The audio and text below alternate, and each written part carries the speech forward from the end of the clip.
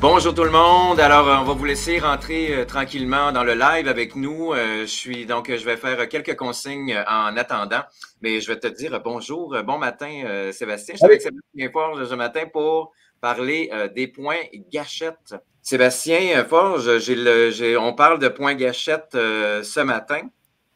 Et c'est pas pour rien non plus comme point gâchette, parce qu'on va en parler tantôt aussi. Il y a une formation qui s'en vient bientôt, qui est à partir du 16 novembre. Et tu avais le goût un peu de nous partager justement qu'est-ce que c'est le point gâchette, comment ça fonctionne un peu et tout ça. Là. Donc, en fait, c'était de faire un peu aussi une espèce d'introduction à c'est quoi cette chose-là pour ceux qui n'ont jamais entendu parler ou qui en ont toujours entendu parler sans trop savoir c'était quoi la chose. Puis sans trop savoir, parce que des fois, on peut entendre parler de plein de techniques, puis on fait « Ah, ouais, mais je ne sais pas c'est quoi. » Donc, c'est un peu ce qu'on voulait faire ce matin, c'est de dire, ben, regardez, on peut vous montrer un peu, vous donner des guides, vous donner on ne vous montrera pas comment faire ça. De toute façon, enseigner la masothérapie par le web, c'est un peu weird. Parce que c'est une technique du toucher. Donc, c'est de faire de présenter un peu les angles, les aspects, puis c'est ça, donc une présentation. Puis si jamais ça vous intéresse, ben c'est ça, c'est que là, dans 3 semaines, 2 semaines, je ne sais plus, le 16, je vais donner une formation justement sur le point gâchette. Moi, je vais te dire d'entrée de jeu, Sébastien, je suis déjà vendu par la technique parce que ça fait déjà plusieurs années que je l'utilise. Je te dirais que ça fait partie un peu de 95% des types de techniques avec lesquelles je vais utiliser à chaque massage à ce moment-là. Ça m'a été utile. Moi, dès que j'ai pris le cours des points gâchettes, ça a changé pas mal de choses, moi. Ben, c'est parce que ce que ça change, en fait, c'est qu'on tombe dans la précision. Puis on ne tombe pas, je vais en reparler tantôt, là, mais on va ouvrir la porte tout de suite, puisque tu le fais. En fait, c'est que ça vous permet de ne pas tomber sur ces choses-là par accident, mais bien de faire, OK, comment je fais pour trouver, comment je fais pour identifier, puis comment je fais pour désengager, entre parenthèses, relâcher. Donc, parce que oui, ces choses-là, le point gâchette va tomber dans la famille des tensions, là, évidemment. Donc, c'est nécessairement des gens avec bien de l'expérience ou peu peuvent tomber là-dessus puis te faire « Ah! » Là, ils font 2-3 techniques dessus, puis ça peut se désengager, puis parfait. Mais tu es tombé dessus par accident. Moi, ce que je te propose, c'est de faire « OK, trouve-moi-en. Trouve-le. Comment tu fais pour le trouver? Pic, pic, pic, pic, pic. Clac, j'arrive dessus. Je le fais, je le désengage. J'appelle ça débarrer. Là. Je le désengage, je le détends, je le débarre, puis voilà, c'est fait. Donc, rapidement, on peut tomber sur,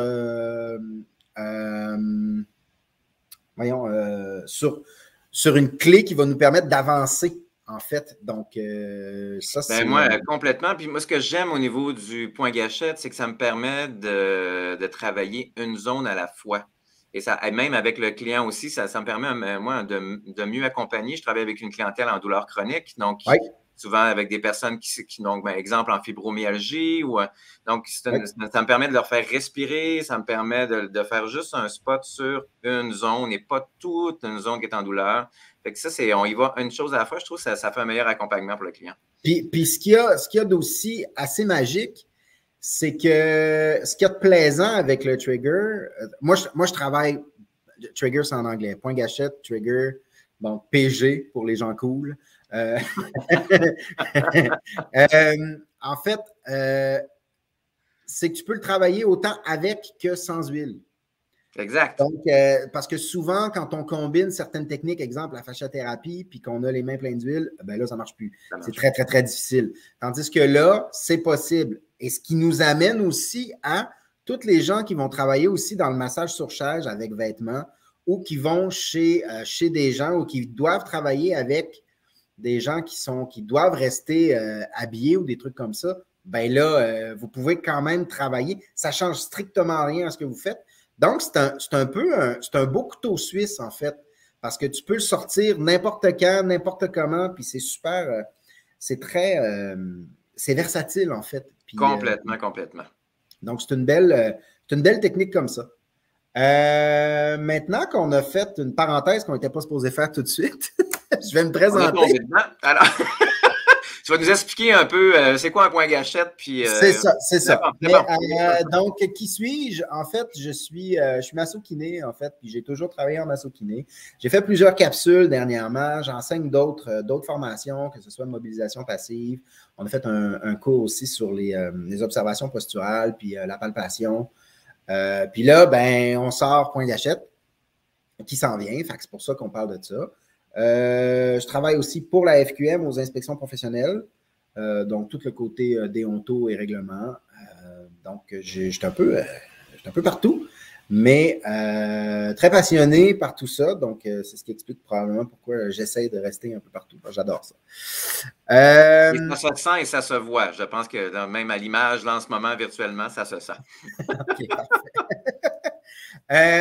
Puis, c'est ça, j'ai 2 lieux de pratique. J'ai un lieu à Montréal depuis, là, je suis à Montréal, c'est ma 13e année, je pense. Puis là, tout nouveau, à Contrecœur, dans mon petit patelin, Wow. dans ma petite campagne. Donc, voilà. Alors, on se lance parce qu'on voit le temps qui avance. Premièrement, je vais faire un peu la genèse de comment ça se forme un point gâchette. Pour comprendre justement comment on va le soigner, comment on va l'identifier, comment on va le trouver, comment on va le détendre. Voilà. Donc, formation de point gâchette. Donc là, c'est assez simple. Les points gâchettes vont se former dans un muscle. Et là, ce qu'il y a d'important, là, ce qui est important de comprendre, c'est un muscle surmené. Donc, un muscle qui a été utilisé beaucoup ou qui a été engagé beaucoup. Donc, ça peut être soit il a été beaucoup engagé par une contraction. Exemple, je vais toujours faire ça avec mon bicep. À un moment donné, ça se peut qu'il y a des points gâchettes qui se développent à l'intérieur du bicep. Ensuite, ça se peut que parce qu'il a été très, très étiré, il y a eu une contraction qui a protégé le bicep, que là, il peut y avoir des points gâchettes qui vont se développer dans le bicep. Ça peut être aussi, bon, comme je disais tantôt, la répétition. Ça peut être, exemple, toujours la souris qui est toujours placée de la même manière, qui fait que dans certains muscles, il va y avoir des points gâchettes qui vont s'installer. Fait qu'une personne qui travaille avec les mêmes gestes répétitifs tout le temps. Oui, c'est ce que je veux dire par la répétition. Ouais, c'est ça, ou peut-être quelqu'un aussi qui s'entraîne aussi, là, qui est très, très fort. Donc, dans l'entraînement et à ce moment-là. Donc, des gens qui vont travailler en force aussi vont avoir une tendance à développer ça. Puis donc, la répétition de mouvement, merci. Puis, la posture aussi va être un grand facteur. Oui, hein. Est-ce que de la création des points gâchettes. Et je fais référence, exemple, au cours ou à la formation qu'on a fait, là. Puis, je veux dire, quand on faisait nos observations posturales, puis on trouvait qu'il y avait des points de tension à des endroits, puis souvent, je leur disais, ouais, ça, c'est un point gâchette. Ça, c'est un point de tension. Ça, fait que on voyait tout de suite les clés, puis ça nous donnait des informations. Puis il y avait certains étudiants qui étaient comme wow, OK, ça veut dire que si on avait point gâchette, on arriverait là, puis on ferait clic, clic, clic. Ben oui, c'est un peu ça. Donc, la posture. Je ne sais pas si tu voulais que je t'amène là tout de suite, mais c'est parce que tu viens de le nommer. Point gâchette, point de tension. C'est la même affaire. En fait, c'est ça l'affaire. C'est que je vais en parler tout de suite. C'est que un muscle va être contracté, mais un point gâchette a une autre. C'est vraiment au niveau, c'était le point suivant. Fait il y a une petite distinction à faire. Il y a une distinction à faire parce qu'un muscle tendu, c'est un muscle tendu, mais un point gâchette, c'est aussi une tension, mais c'est juste qu'elle n'est peut-être pas organisée pareil au niveau physiologique. Donc, il y a une explication qui se fait, mais des fois, c'est plus... pour nous, c'est plus difficile de voir la différence, mais à un moment donné, on a des trucs pour voir la différence. Puis je vais y arriver tantôt, en fait. Ouais. Je vais juste terminer comment les formations. Il y a les phénomènes de compensation aussi.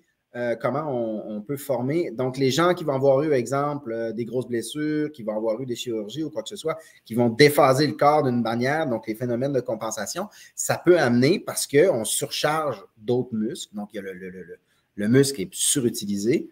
Il va y avoir peut-être des points gâchettes qui vont se faire là.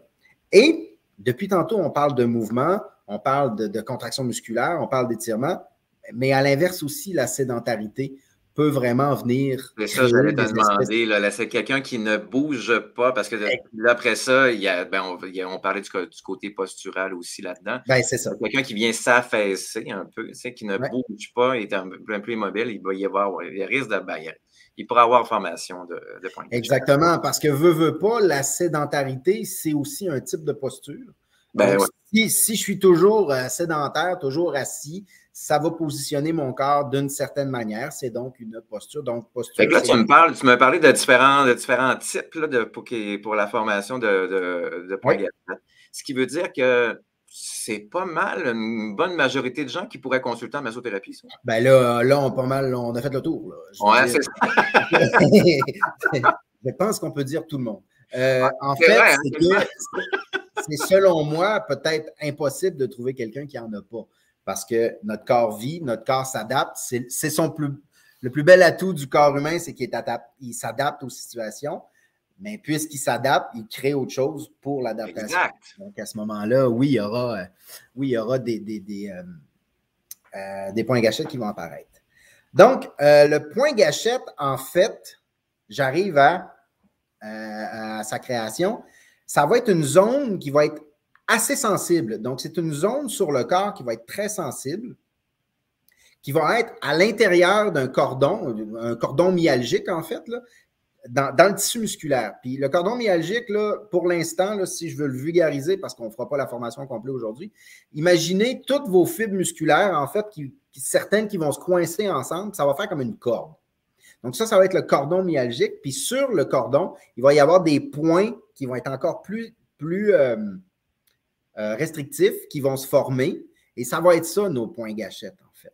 Il y en a qui vont être gros comme une tête d'épingle. Il y en a qui vont être gros comme des pois, des petits pois. Donc, ils vont varier. Puis des fois, il va en avoir plusieurs. Ça va avoir l'air d'un chapelet. Des fois, il va en avoir qu'un.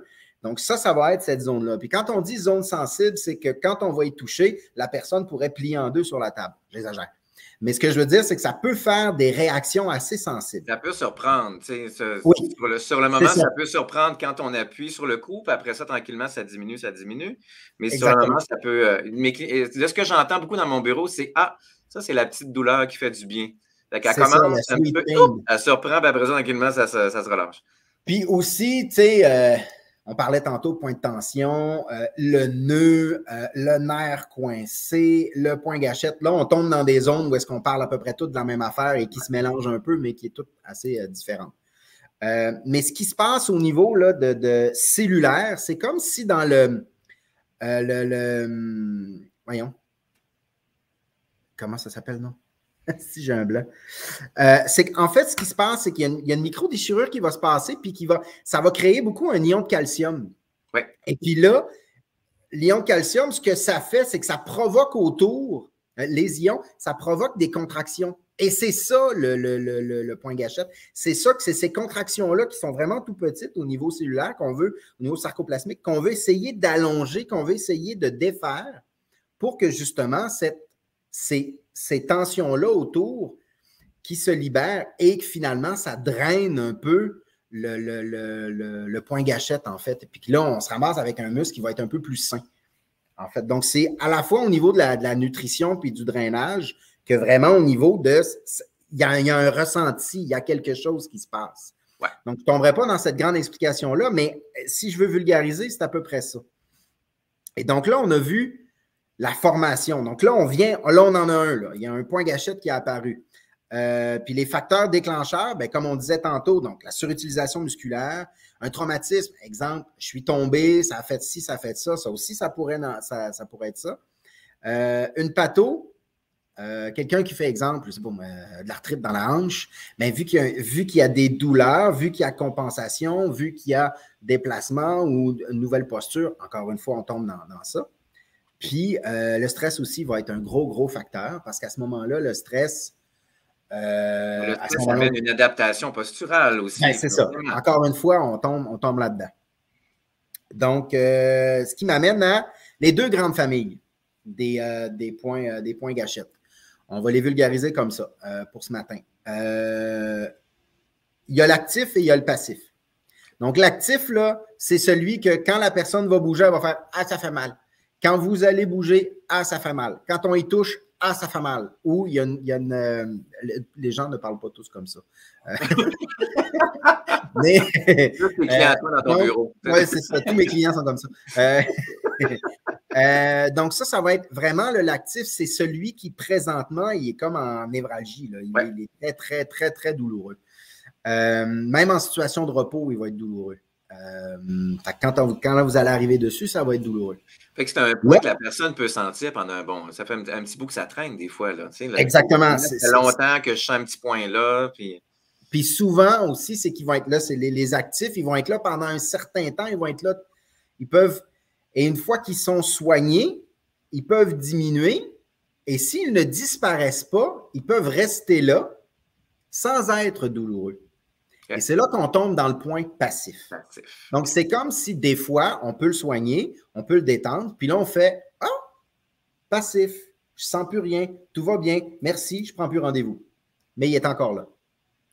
Et donc là, peut-être que tout d'un coup, tempête de neige, on pèle un peu, puis là, ça revient. C'est revenu à ce moment-là. Puis là, il se réactive.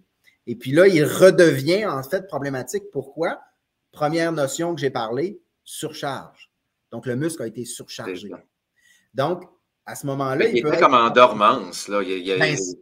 Autre terme. Autre terme. Donc, passif pour dormance, c'est un petit peu même que je... C'est la même chose. C'est dans ce sens. C'est un peu la même chose. Donc, quand on parlait des familles tantôt, c'est des familles, oui, mais ça dépend au moment où quand est-ce qu'on l'étudie. Parce que si tu viens me voir et qu'on fait on trouve quelque chose dans le muscle, mais qui n'est pas actif, c'est un passif. Ouais. Tu sais, donc, mais si tu arrives puis tu fais ah mon Dieu, là, c'est incroyable ici, c'est incroyable, ben là, il est en actif. Donc, c'est de trouver le bon moment pour venir justement essayer de passer d'actif à passif, mais ce qu'on veut, c'est l'éliminer. L'éliminer. Donc, ça, ben, à un moment donné, quand on est dans le passif, c'est de faire aussi est-ce qu'il reste quelque chose? Puis s'il ne reste plus rien, ben là, on peut prétendre qu'il a disparu. Puis il peut être en dormance, là, dormance, passif, peu importe, c'est le même vocabulaire, pendant une dizaine d'années, puis tout va bien, puis tant mieux. Mais c'est ce qu'on disait tantôt, c'est à la limite impossible qu'il n'y en ait pas. Non, parce qu'on en a exactement. Je pense qu'on en a tous un peu des passifs un peu partout. Oui. Oui. Donc, c'est le moment de son étude qu'on va dire actif ou passif. C'est comme aujourd'hui, on parle de quoi? Demain, c'est autre chose. Hier, c'était autre chose, mais aujourd'hui, c'est quoi? Ensuite, comment qu'on trouve ça? Bon, j'en ai parlé tantôt, des fois par accident, mais il y a une manière de les chercher. Donc, le cours point gâchette ou la technique, c'est de faire aussi comment on le trouve. C'est quoi la technique pour trouver, puis c'est quoi la technique pour désengager. Fait que j'ai envie de dire qu'il y a deux choses à comprendre. Puis pour ceux qui ont déjà pris des cours avec moi, c'est bien important de comprendre le pourquoi. Souvent, la technique, je suis comme blablabla. Comprends-tu ce que tu fais? C'est plus important parce qu'après, tu peux le transférer n'importe où. Mais de dire aujourd'hui, blabla, pour moi, c'est bien important. Dans tous les cas, la technique, je pense qu'il faut l'expérimenter, il faut l'essayer, il faut vraiment pratiquer. Il faut se tromper, il faut trouver. La formation, on en parlera tantôt, là, donc, commence le 16 novembre, c'est sur 3 jours. Mais même après le 3 jours, c'est important de le pratiquer aussi. Là. Oui, c'est quelque chose qui reste actif parce que c'est beaucoup dans le toucher. Donc, c'est beaucoup dans le ressenti, puis on peut le travailler avec les mains. Ah, c'est ça, je ne l'ai pas dit tantôt, là, mais je vais en parler plus tard, mais je le dis tout de suite. Ça peut être travaillé avec le pouce, la jointure, l'autre jointure, ça peut être travaillé avec la paume, ça peut être travaillé avec le coude, ça peut être travaillé avec n'importe... Il y a plusieurs manières d'aller le travailler. Donc, en même temps, en tant que thérapeute, il y a des manières de te donner un break aussi. Là. Puis tu ne rentreras pas nécessairement dans un fessier avec ton pouce, parce que si tu fais ça toute la journée, ben, tu n'as plus de pouce rendu à 16 heures. Là. Fait que des fois, d'aller travailler avec le coude pour aller chercher près au niveau du périforme ou au carré glutéal, c'est plus... Voilà. Mais tu ne prends pas nécessairement le coude pour aller travailler les petits obliques au niveau occipital parce que la personne ne se relève pas. C'est ça. Ça, c'est malheureux. OK, donc, comment les trouver? C'est sûr que là, le client va vous donner des informations sur son état. Donc, des fois, ça nous donne des endroits où aller chercher, en fait. L'observation posturale va nous donner aussi des informations. Il va nous donner des informations sur ses activités, encore une fois, ou les raisons, ou l'anamnèse, ça va nous donner des directions. Mais une fois qu'on met les mains sur la personne, en fait, une palpation juste, précise et connaissante, là, tu n'as pas le choix. Tu n'as pas le choix d'être dans ça parce que justement, c'est tes doigts qui vont faire voici le muscle. J'ai le muscle dans les mains, je comprends ce que j'ai sous les mains, je comprends l'origine, je comprends l'insertion, je comprends le sens des fibres, comment je place mes doigts pour aller chercher les fibres, pour aller chercher le cordon que je parlais tantôt, l'espèce de cordon myalgique.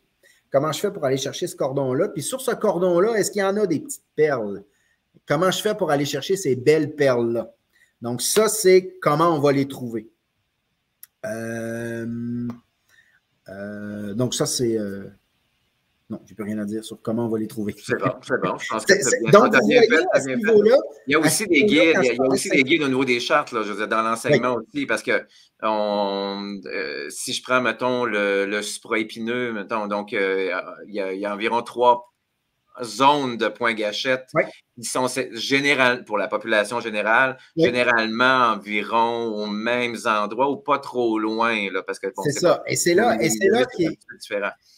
Donc, dans le comment trouver, la parenthèse que j'ai faite tantôt, est-ce que tu sais ce que tu fais? C'est sûr que tu peux te fier au poster, mais tu es mieux de te fier à tes doigts.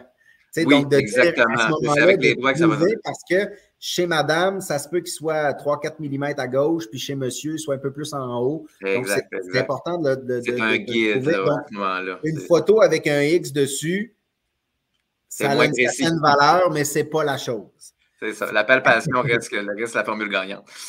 Oui, c'est ça. Donc, après ça, comment l'identifier? Ben, du point de vue du client, souvent, il va nous parler de j'ai une diminution de l'amplitude, j'ai de la douleur à la mobilité, j'ai de la douleur à l'étirement, j'ai une perte de force, j'ai de la douleur à la contraction. Ça, c'est des choses qui vont nous dire justement comment est-ce qu'on l'identifie, comment est-ce qu'on peut aller le chercher. Puis après ça, ben, de la tête d'épingle au poids qu'il y a dans le muscle, parce qu'on s'entend, un point gâchette qui est dans le scum n'aura pas nécessairement, ben, il peut être assez gros et important, mais on parlait du fessier tantôt, qui est le plus gros muscle, ben, il ne sera pas nécessairement de la même grosseur non plus. Ça va en proportion de comment ça a été fait et où c'est dans le corps. Donc, il y a une nuance à faire à ce niveau-là. Ensuite, comment les relâcher? Enfin, on y arrive. C'est tout ça que vous vouliez savoir. Tout ce que j'ai dit. Mais là, ce qu'on veut savoir, c'est OK, mais tu fais ça comment? Comment ça marche? Comment ça marche, la patente? En fait, il y a 2 techniques, en fait, de masso, donc de massage, qu'on peut aller chercher. Le premier, c'est la pression ischémique. Et là, tout de suite, j'entends les gens dire « Ah ben, je l'ai appris, moi, la pression ischémique. » Ben oui, tu l'as appris. Ben oui, tu sais c'est quoi une pression ischémique. Mais la pression ischémique que tu vas aller faire sur un point gâchette parce que tu as bien identifié que c'est ça, puis parce que tu l'as trouvé que c'est bien ça, bien ça, c'est une chose que d'aller le travailler d'une certaine manière. Et c'est ce que je voulais dire tantôt par « Oui, mais est-ce que tu en as trouvé par accident ou c'est réellement ça que tu cherchais? Et c'est réellement ça que tu soignes. » Ça, c'est l'autre chose. L'autre technique, ça va être la technique du massage profond. Donc là, à ce moment-là, c'est d'aller travailler sur la fibre avec une certaine action, un nombre de secondes, une élongation et une pression différente, que ce soit douce ou très profonde. On s'entend, des fois, c'est pas toujours très agréable. Des fois, ça peut être assez prenant, un travail en point gâchette. On ne cherche pas la douleur, mais des fois, ça peut être assez impressionnant jusqu'où on peut aller. Donc, il y a des manières d'aller plus profondément sans augmenter ça se fait avec la respiration du client aussi, ça se fait avec la tolérance à l'inconfort du client. Le client peut avoir une limite aussi, tu sais, fait que c'est tout ça. C'est ça. Comme je disais tantôt, comme on travaille point par point, on accompagne le client vers un relâchement musculaire. Exactement. Moi, j'ai goût de dire, le point gâchette, j'ai trouvé ça se fait en équipe. Ça se fait avec le client. C'est pas juste le masso qui applique une technique parce qu'il veut appliquer sa technique. C'est que ça se fait en équipe avec le client à ce moment-là. Les deux. On n'est pas dans une masso hermétique où est-ce que je fais les choses puis il n'y a pas trop d'échanges avec le client. À C'est ça. ce niveau-là, vous allez être beaucoup plus près de ceux qui travaillent beaucoup avec les mobs, de faire je jase avec le client en ce moment. Là, puis quand je dis je jase, c'est que j'échange constamment sur est-ce qu'on peut aller plus loin? Est-ce que je peux aller plus loin? Est-ce que le client accepte? Puis est-ce que le corps du client accepte? Exact. Donc, c'est un dialogue, en fait. C'est un dialogue. Ensuite, et ça, c'est l'autre chose, c'est que le point gâchette peut être travaillé en étirement. Et là, il y a plusieurs manières de le faire. Donc, soit en passif, qui va nous être celui qui nous intéresse le plus, actif ou activo-passif. Dans le prochain cours qu'on va faire, sur certains muscles, on va aller chercher, on va aller voir des techniques justement d'étirement myofacial. On va faire, parce qu'il y en a que c'est très facile à faire, il y en a d'autres que ça demande beaucoup de précision et beaucoup de, j'ai envie de dire, de biomécanique en arrière ou de biomécanique avancée pour comprendre comment les isoler. Mais dans ce cours-là, il y en a qu'on va aller chercher des étirements passifs pour aller travailler ça. Puis, et là, des fois, là, vu qu'on travaille dans l'étirement myofacial, il y en a qui vont dire ouais, mais les mobs, oui, mais les mobs, c'est de l'articulaire, c'est pas du myofacial. Donc, des fois, de prendre une articulation puis de faire là, je suis en mobilisation, puis si je déplace mes doigts, ben là, je suis en myofacial. Donc là, ici, on va être capable d'aller chercher des étirements un petit peu plus myofacial dans ce cours-là. Donc, ça, c'est comment relâcher. J'avais-tu d'autres choses à dire? Ah oui, dernière chose. Après, j'arrête. Quand on travaille dans le point gâchette, en fait, c'est le phénomène des douleurs projetées, en fait. Et ça, c'est bien important parce que quand on est, puisqu'il y a il y a un grand lien à faire entre le myo et le neurologique quand on travaille au niveau du point gâchette, on va travailler, exemple, si on est en train d'essayer de débarrer, de désengager un point gâchette, ça se peut qu'il y ait des douleurs projetées, des douleurs références. Exemple, exact. Je suis en train de... Pardon? Oui, je confirmais ce que tu disais. OK. C'est que là, tu peux être, exemple, en train de travailler sur un point gâchette. On va reprendre le fessier de tantôt, le piriforme. Puis que là, tout d'un coup, la personne dit « Ah, oh, mon Dieu, ma cuisse, mon genou, mon abdomen réagit, je sens ci, je sens ça. » Mais c'est ça qui arrive. C'est que des fois, il y a des douleurs projetées qui vont éveiller des choses dans le corps. Il y a toute une théorie qu'on verra là-dessus, qu'on pourra voir. Mais ça nous donne aussi des références de des zones sensibles. Et donc, il faut comprendre ce phénomène-là pour savoir qu'est-ce qu'on est en train de faire. Moi, ce que j'aime, c'est qu'à l'inverse aussi, c'est que le client peut dire, il y a des clients des fois qui vont me dire « Ouais, j'ai mal dans cette zone-là, mais je ne peux pas dire exactement s'il y a un point. J'ai comme quelque chose de diffus là. » Fait que moi, ça me donne une information quand je travaille, de dire « OK, fait que si c'est un point gâchette, ben, je sais que le point gâchette qui est en lien avec cette zone-là, et là, je reprends mon exemple de tantôt, là, le supraépineux, souvent, ça va donner un inconfort au niveau de cette portion-là. Fait que là, je me dis, OK, fait que je vais aller vérifier dans cette zone-là à ce moment-là. Exactement. Ça, c'est intéressant là, pour des Et ça, c'est super intéressant parce que ça vous donne des informations pour aller poursuivre ou aiguiller ou diriger votre recherche, en fait. Ah, OK, bien, s'il est dans cette zone projetée-là, je vais aller voir telle affaire. Ça, c'est sûr qu'à ce moment-là, ça peut être intéressant d'avoir les chartes parce que c'est un bon... les chartes, je parlais des posters tantôt, les posters un peu comme on... Exact. Ça nous donne un ordre de travail un petit peu. Exactement. Ça peut nous donner des informations.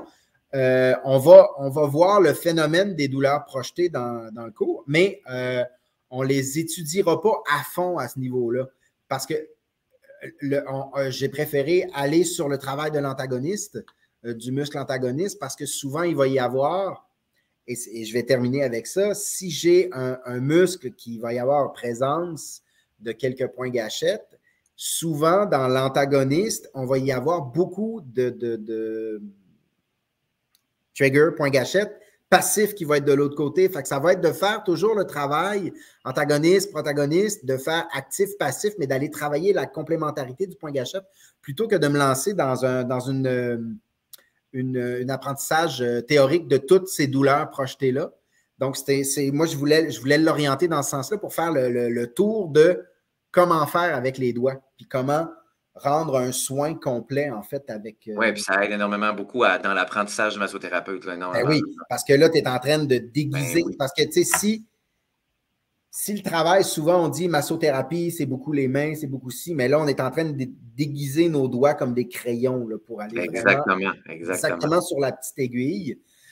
Puis je parlais d'aiguilles, d'ailleurs, tu sais, les acupuncteurs où ils vont travailler justement le point gâchette avec des aiguilles en ce qu'ils appellent l'acupuncture sèche pour aller les désengager. Donc, on est dans les autres techniques qui comprennent un peu ces techniques-là aussi, puis qui les travaillent autrement, mais le phénomène physiologique est le même qu'avec eux. Voilà. Et je vais voir aussi. Oui, vas-y, continue. Je ferme là. Évidemment, les indications, contre-indications de... Ah, bien sûr, bien sûr. On n'a pas le choix. Mais je le dis quand même. Aussi, sur la page web de la FQM, des articles sur les points gâchettes et aussi une page complète là, sur la description du cours que Sébastien offre à ce moment-là et qui débute le 16 novembre. Puis, si jamais il y a des questions aussi, là, vous pouvez me taguer là, dans le mur, puis je vous répondrai. Exactement. Vous pouvez déjà poser ça, vous pouvez poser des questions. Sébastien va pouvoir vous répondre avec grand plaisir à ce moment-là. Et bien, je regarde un peu dans le chat s'il y avait eu des questions en cours de route. Non, j'ai regardé, c'est ça que j'ai regardé. Tu as été clair, tu as été intéressant, fait que c'est ça que ça me démontre dans ce temps-là quand il y a moins de questions. Fait que, oui, la question, ça peut être posée là, dans le chat là, sans problème là, ici en ligne. Puis Sébastien va se faire un plaisir d'y répondre. Et je pense que c'est ça que tu as donné comme information. Tu as bien vulgarisé en fait le point gâchette sans qu'on tombe trop dans de la théorie qui. On n'est pas là pour ça ce matin. On avait 20 minutes, une demi-heure. On avait 20 minutes, une demi-heure avec vous. Donc, c'était notre mission accomplie pour ça. Une petite question au passage. Je vais l'attraper tout de suite. Donc, douleurs projetées, est-ce que c'est la même chose que les douleurs programmées au cerveau? Les douleurs programmées au cerveau, je ne serais pas sûr de quoi on parle quand on dit les douleurs programmées au cerveau. Ça prendrait un petit peu plus de précision sur la question. Un petit peu plus de précision, mais en fait, c'est qu'au niveau neuro, tu vas toujours avoir si le point gâchette est ici, il fait un lien avec son étage métamérique sur la moelle épinière. Et il va y avoir, quand on va travailler sur ce point gâchette-là, ça va lancer des signaux, en fait, un peu partout. Et le corps est comme dans une incompréhension de ce qui se passe. Et puis souvent, il va envoyer des informations à gauche et à droite. Et ça se dirige toujours en sensibilité aux mêmes endroits. C'est ça une douleur projetée, en fait. Si je la vulgarise, là, parce que pour le reste de la question, je n'étais pas sûr, mais si ces informations-là peuvent vous aider, tant mieux. Non, je pense que ça a bien répondu. Il y avait une autre question, c'est quoi les prérequis? Évidemment, ça prend un 400 heures en massothérapie minimum. Donc, pour pouvoir prendre le cours par la suite, parce que ça prend quand même des habiletés dans tout ce qui est physiologie du corps à ce moment-là. Là, dans le fond. Il faut connaître ses muscles. C'est ça, exactement. Voilà. Ça le complète le tout. Merci encore une fois, Sébastien, pour cette bel apprentissage. Et bien, pour les étudiantes et étudiants qui se sont déjà inscrits, et il reste encore de la place pour le cours, je vous invite à le faire. Vous allez avoir une excellente formation. Vous allez voir, moi, ça a complètement changé mon approche en massothérapie. Ça vous permet tellement d'être efficace et de vous économiser, en fait. Beaucoup. On peut passer, tu sais, puis là, je veux pas dire n'importe quoi, là, mais en fait, je vais vous donner un exemple et je vais dire n'importe quoi, c'est plutôt ça. Tu sais, des fois, d'être à 2, 3, 4 ou 5 soins avec une personne, mais de le diminuer à 1 ou 2 parce que vous gagnez du temps, mais vous gagnez du temps, de la précision, et vous économisez énergétiquement aussi. Oui, on n'a pas besoin de passer sur... faire des ébranlements pendant une demi-heure, alors que tu fais ça pendant 3 minutes, c'est réglé. Exactement. Ça vous permet d'augmenter la quantité de rendez-vous que vous allez pouvoir avoir dans un rendez-vous, en fait. De dire, ben moi, mon max, c'est 4, 5, 6. Ben là, votre max, c'est peut-être autre chose. T'sais. Donc, voilà. Super. Passez une très belle journée à la maison. Merci beaucoup d'avoir été là. Et merci encore, Sébastien. Et puis, on se dit à la prochaine. Ça fait plaisir. Bye-bye.